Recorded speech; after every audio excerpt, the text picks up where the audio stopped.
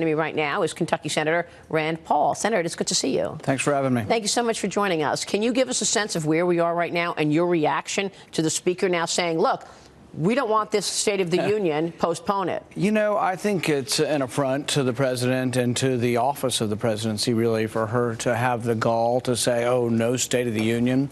And so I can't imagine that they'll try to follow through. If they do, my suggestion to Senator McConnell would be to invite him to the Senate. Now, that would defy protocol, but she's already defying protocol. We've never had a State of the Union canceled. And so I think it's pretty galling and very partisan of her to want to do that. So we'll see if it stands. If it stands, I say he should be invited to speak in the Senate. Yeah, would that be sort of a similar venue? I mean, how would that go? How would that differ? There's not as many seats. You know, there's 100 senators and there's individual seats. If you had to, you could open the gallery and you could have House members, some standing and some in the gallery, and you could probably accommodate everyone on the Senate side. But really, Congress is the people's house. It's not Nancy Pelosi's house. So I don't really think that one party should get to decide, oh, because we don't like the president of the opposite party, we're not going to have him. That's basically what she's saying. She's miffed because they can't come to a compromise, frankly, because she's unwilling to compromise on any money for the wall. So, I mean, what's going to break this stalemate in your view? You know, I'm not positive. One of the things I introduced this week is so we don't have this again, is I introduced a bill called the Shutdown Prevention Act. And what my bill would do is when you meet a deadline and they haven't passed the spending bills, spending would go on at 99% level. So you'd cut by 1% immediately across the board. And then 90 days later, you'd cut another 1%. 90 days later, you'd cut another 1%.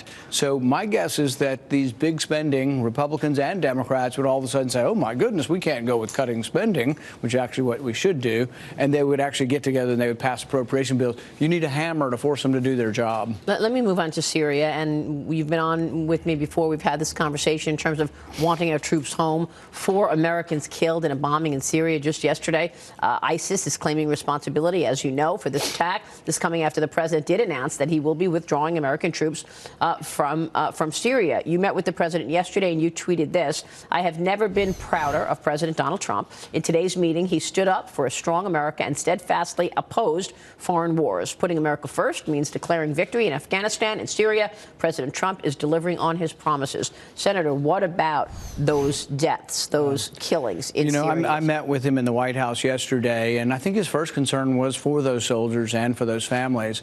But it's his job, and it's an ominous responsibility to decide when we should be involved and when he should put more lives to be threatened.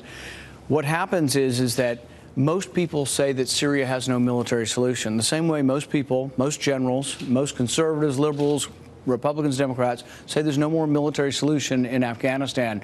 So should we send more troops to an area where everybody agrees it's a quagmire and there is no military solution? The 2,000 troops we have there are pinned between Kurds and Turks. They're in a precarious position. They're like 50,000 Turks. So really, if you say we're at war in Syria, send 100,000 in, declare war, and let's go to war. But if you want to put 2,000 soldiers as sitting ducks in the middle of 2 fighting and squabbling parties, I think it doesn't make sense. He's also talking about putting them on an air base, a $1 billion air base that's in Iraq that's like 50 miles away. We don't live in a world where you always have to be a sitting duck in between 2 warring parties. You know, we have the sophistication that being 50 miles away is a much better place to be strategically. But also, we do have to learn how to declare victory. We don't know how to declare victory. We've been in Afghanistan for 16 years. We won that war. We defeated the people who helped the people who attacked us on 9/11, and yet we don't know how to declare victory and come home. So you're not worried that this is going to stoke ISIS even further? Not at all. I guess I'm really, really happy to have a president for the first time in my lifetime who's willing to tell the swamp in Washington that we're not staying forever. We're not going to be a sap. We spend $50 billion a year in Afghanistan building their roads. We're nation building of them. We're not fighting a war. It has nothing to do with our national security. They're draining our treasury, and this president says we're going to spend that money here at home. Senator, let me switch gears because you're going to be undergoing hernia surgery next week. You are traveling to Canada for injuries sustained after being assaulted by your neighbor back in 2017. The media was pretty disgusting when reporting about this this week. They criticized you for traveling to Canada for the surgery, missing the story of what the hospital is in Canada. Why don't you tell us why you're going to Canada?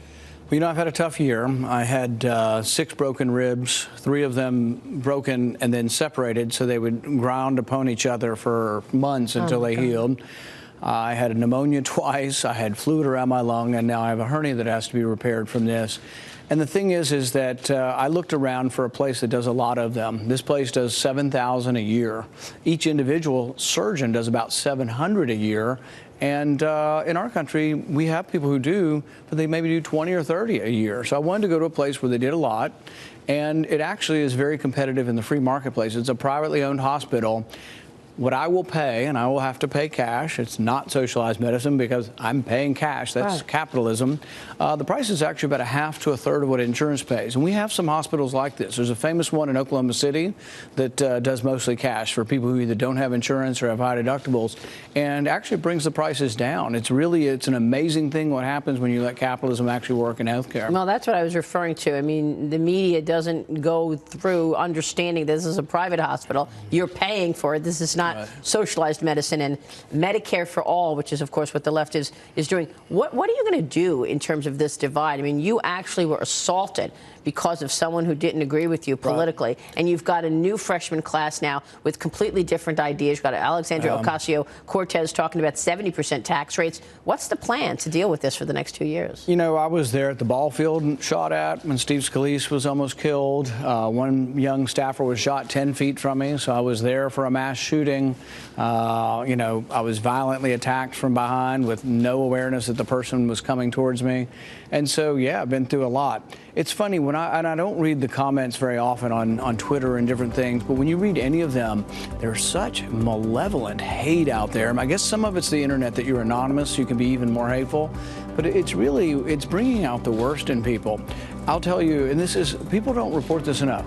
One of my better friends in the Senate is Ron Wyden. Yeah. Kirsten Gillibrand's a good friend. They're both progressive Democrats. I work with Ron Wyden on privacy. I worked with Kirsten Gillibrand on trying to prevent military assaults in the military. Yeah. We do work together. We don't hate each other. We disagree on a lot of stuff, but we actually work together on things. And so the hatred that you're seeing back and forth on the internet really isn't real in Washington. It's worse on the internet. It doesn't reflect what's really going on. Senator, good to see you. Thank you. Senator Rand Paul, we'll be right back.